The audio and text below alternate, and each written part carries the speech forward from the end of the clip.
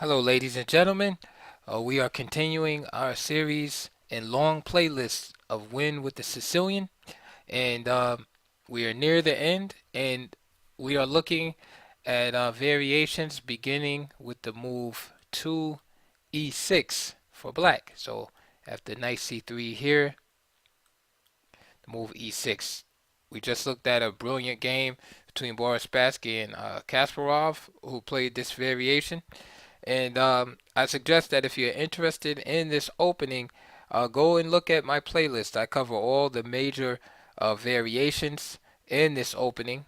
And also check the links below where the actual book that this video series is based off of is linked below. So if you're interested in actually getting a hard copy of it, and also there's DVDs on the Sicilian in general. I tried to pick like the best ones that I think are really educational. So check that out below. And so let's get into it. This game is from 1988 between Grandmaster Pavel Blatny and the player with the black piece is named McCann. So the game started out e4, c5, knight c3, e6, and g3. And now knight c6 was played. Now normally you might see, as in the Kasparov-Spassky game, the immediate d5, the immediate attack on the center. So here at the e6, g3, knight c6. And now this leads to a position where uh, where black is concentrating on developing before breaking out the d5 move. So bishop g2, knight f6. Notice the pieces are coming out first. All right. So d3 was played, bishop e7. Again, black is taking his time before trying to start any skirmish in the position. All right. Now, of course, we've seen f4 before, especially if you've been following the videos. White's plan is very straightforward, and it is to attack the king side, right? Using these pawns over here, right, as just a big, phalanx, just to overrun the enemy. So finally, d5 is played. Knight ge2, continuing with development, and now d4. So now we have this locked position where play on the flanks will definitely take precedent. And this is common in the closed Sicilian in many variations where white will be pursuing his attack on the king side, black on the queen side. And usually the attack against the king directly is more dangerous than the queen side attack, simply due to the fact that an attack on the queen side will not end in a checkmate anytime soon, whereas a direct attack on the king can end in checkmate. So this gives more leeway to the player attacking on the king's wing, because he can, for example, ignore certain captures or what have you on the queen side of the board, whether it's pawns or pieces, whereby a check on the king cannot be ignored, all right, or a mating net and things like that. So the player that's attacking on the queen side usually has to uh, make sure that his king is safe and take steps to procure the king's safety before continuing on the queen side attack. Okay, so let's keep going. So d4, knight b1, e5, castles, castle, and now f5. All right. So now the table is set for white. Okay, here for his attack on the king side. He has a space over here in the king side, and it's like super obvious, like white's plan. So black has to get rolling. Okay, before this, before he just gets steamrolled on the king side. And that explains the blunt b5. Now normal, of course, is bring the rook here first to b8, then pushing b5 and a5, because normally there are tactics against usually against the rook being on a8 due to the exposed nature of this knight. But black is saying, hey, with the position all locked up in the center, I can just get my king side counterplay going right away. All right. So basically, he's trying to gain the tempo, put his bishop here, and so we could say from there that black sees the gravity of the situation and is trying to get his counterplay started as soon as possible. So now a4 attacking this pawn. Now this is a strong move. This is like a strong grandmaster move here because of course black would love to play the move a6 and keep his pawns intact. But now since he didn't move the rook to b8 as normal, this it's tactically flawed because now this pawn can't capture.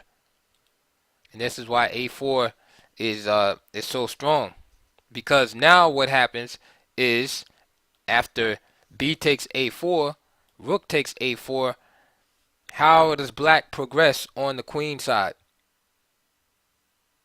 So if white has stopped black on the queen side already, that means he can just put all his energy into the attack on the opposite wing without worrying about any counterplay from black at all. Knight d7, and now h4. And this is a good move. Again, strong grandmaster move, avoiding the trade of bishops. Okay. And also preventing, like for instance, after g4, the move g5, just trying to lock things down. So h4 takes control of this square. Now you have knight b6, rook a1, and c4. Again, black is trying to reignite the flames on the queen side. Knight d2, and white really could care less about what black is doing on the queen side. It's just not enough at this point. a5, and you see the pieces just congregating like a bunch of birds going south for the winter. The pieces are just steadily migrating over toward the king side of the board for white. Knight d7, g4, h5.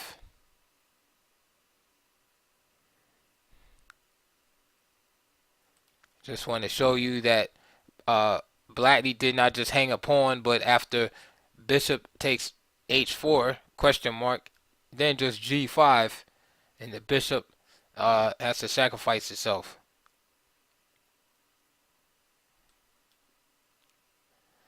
So h5, g5 continuing on, g6. Of course, a mistake here, a rookie mistake would be just to push here and lock the position up. White would be losing his whole attack if he did something like that. Instead, maintain the tension is the right move, and this is what Blatny does. Knight g3. So this break is very important to keep that there, and also there's all type of sacrificial themes because you see the queen, the knight on g3, queen on d1. Eventually, this knight will be moved, and there's a lot of tension in this position. All right.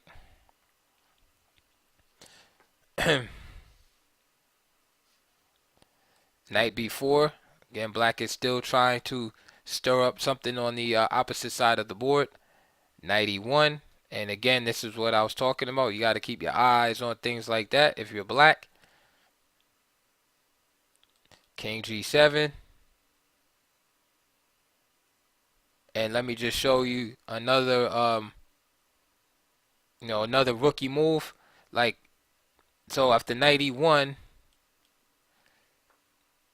king g7, a rookie move is to play this check right here, because you figure, hey, I'm gonna win this bishop. But knight takes, g takes,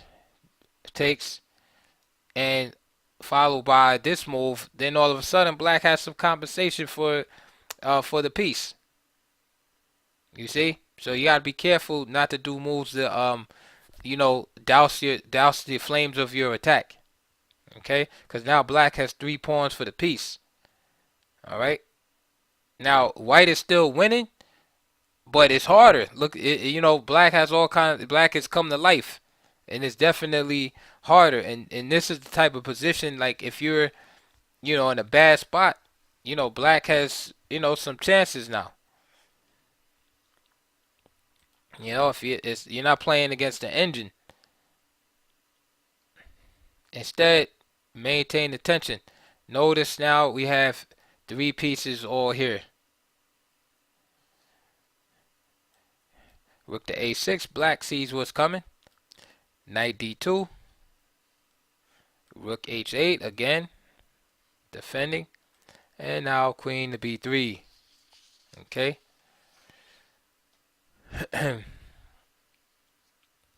Now here's the principle at work. The principle of 2 weaknesses. Right. White has done basically all he could do on the king side of the board. Right. He's created a position with a lot of tension in it, but as of this moment, there's no real way just to break through decisively and win at this moment. So, with all of black's resources tied up in the defense over on the king side, white rapidly switches the attack to the other side of the board, and now he switches over to the queen side. So now black played a4. And now, notice there's 2 pieces attacking this. And now he plays the move check. Now the scenario is different because the bishop can't capture here because the knight is hanging. Okay? And then if the king goes back, then when you capture, you're also hitting the queen here. Okay?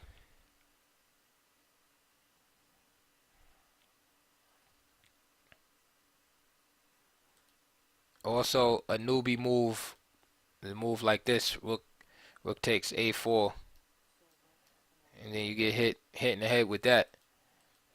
So be careful of stuff like that. But this move f6 is strong. So what happened was knight takes f6, g takes f6 check. The rook captured in order to try to keep a handle on things over here, and then simply rook takes a4. And now the game is pretty much over because white is just a piece up. Game continued.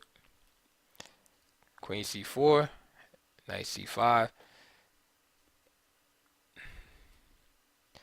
Rook came back. Queen d5, of course, offering the end game.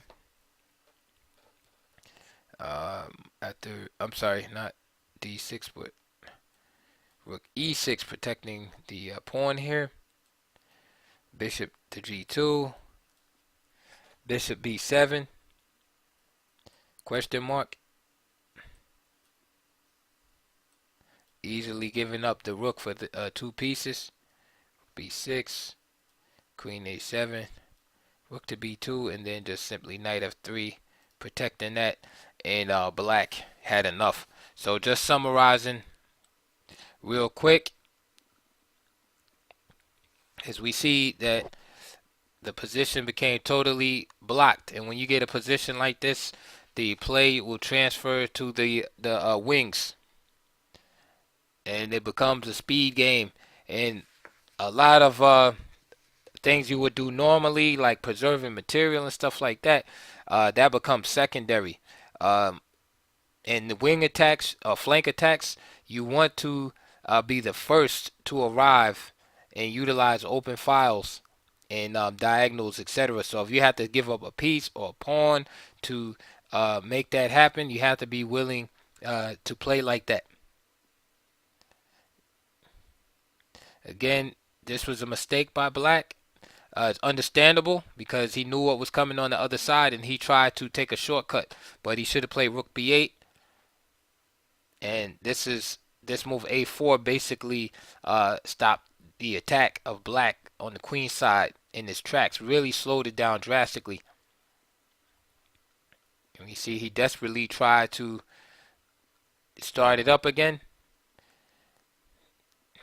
Again, here is a critical moment where white was not tempted to close the position with f6, but instead maintained the tension, which is very important.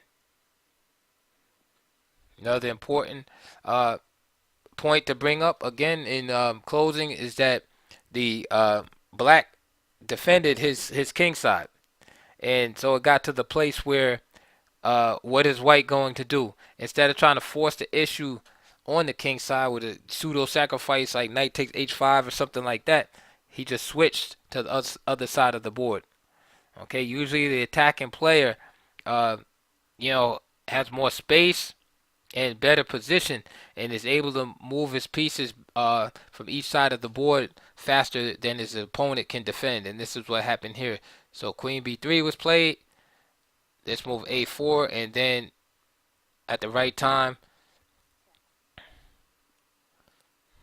entering into the position, going up a piece, and just making things look easy.